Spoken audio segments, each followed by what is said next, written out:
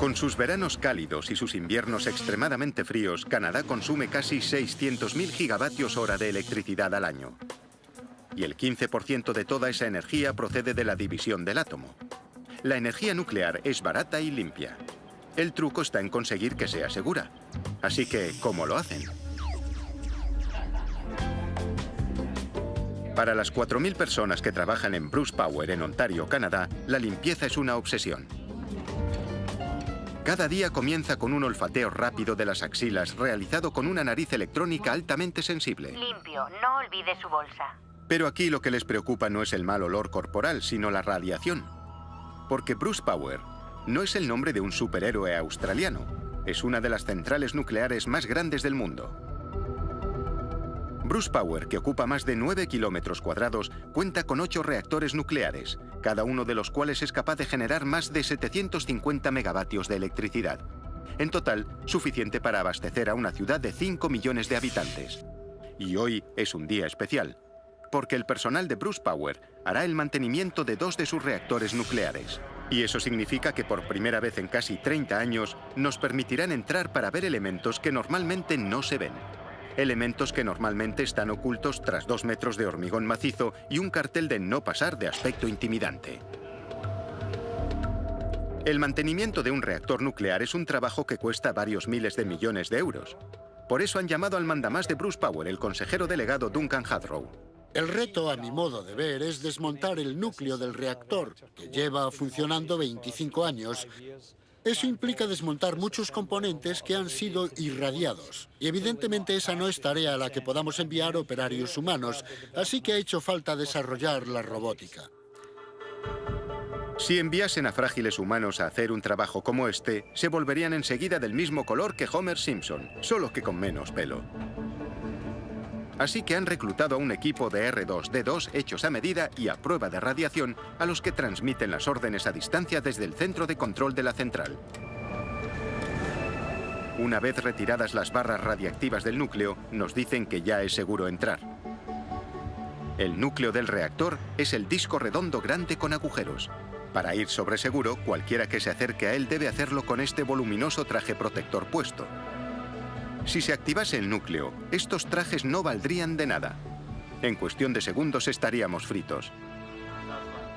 Una vez revisado, limpio y reconstruido el núcleo del reactor, es hora de volver a rellenarlo con uranio mágico.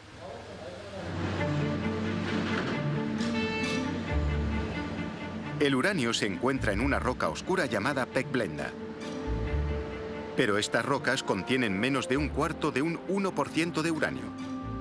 Así que hay que triturar, disolver, lixiviar, filtrar y secar mucho antes de conseguir uranio natural suficiente para usarlo como combustible nuclear. A continuación, el uranio se introduce en barras de medio metro de longitud, fabricadas con un material resistente al calor y la corrosión, una aleación de circonio. Después se sueldan las barras para crear haces de leña propios de la ciencia ficción. Cada uno de estos haces de combustible de uranio produce calor suficiente para generar 1 millón de kilovatios hora de electricidad. Se preguntarán por qué estos hombres son tan imprudentes como para manipularlos con tanta despreocupación. Pues porque en este momento, estos haces solo desprenden cantidades apenas perceptibles de radiación. Para que cobren vida, deben ser insertados dentro del núcleo del reactor. Los 480 tubos del reactor pueden contener cada uno hasta una docena de haces de combustible. Y cuando los 5.760 haces están colocados, empieza el espectáculo. Échense para atrás. Algunos de los átomos de uranio que hay dentro de estas barras de combustible son un poco excitables. Y cuando se excitan, empiezan a soltar neutrones en todas direcciones. Los pequeños neutrones pueden atravesar las paredes de circonio de los haces de combustible, volando de un tubo a otro, hasta que chocan con otro átomo de uranio. Cuando lo hacen, el átomo se divide, libera energía y más neutrones todavía. Y tenemos una colosal reacción nuclear en cadena. Por supuesto, lo importante de una reacción nuclear en cadena es saber cómo detenerla. Si no, se produce lo que los científicos denominan fusión del reactor nuclear. Entonces es cuando Bruce Power se hunde hacia el fondo de la Tierra y reaparece al otro lado del mundo. Es broma.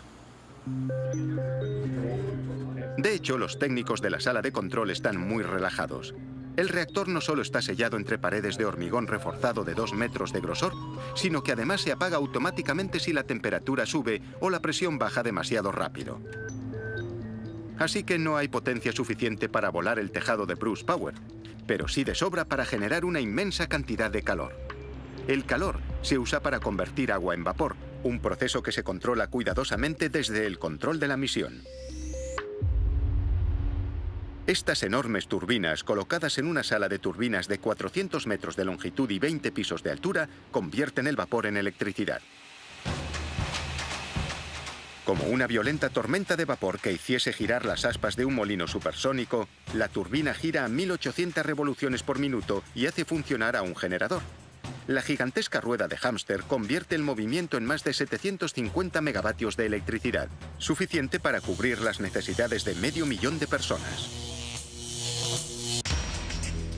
Todo esto crea un pequeño problema: los residuos nucleares radiactivos. Tras aproximadamente un año en el núcleo, los haces de combustible se gastan, pero también están extremadamente calientes y son radiactivos. Están tan calientes que las barras deben guardarse en agua durante 10 años antes de poder ser eliminadas con total seguridad, como nos explica el director de Medio Ambiente, Doug Boreham. Las introducimos en estas piscinas para que baje su temperatura y para que se disipe la radiactividad. Hundidos en las profundidades de este depósito de 8 metros de profundidad, hay más de 730.000 haces de combustibles radiactivos. Así que la próxima vez que enciendan la tostadora, piensen por un momento en el encargado de limpiar la piscina.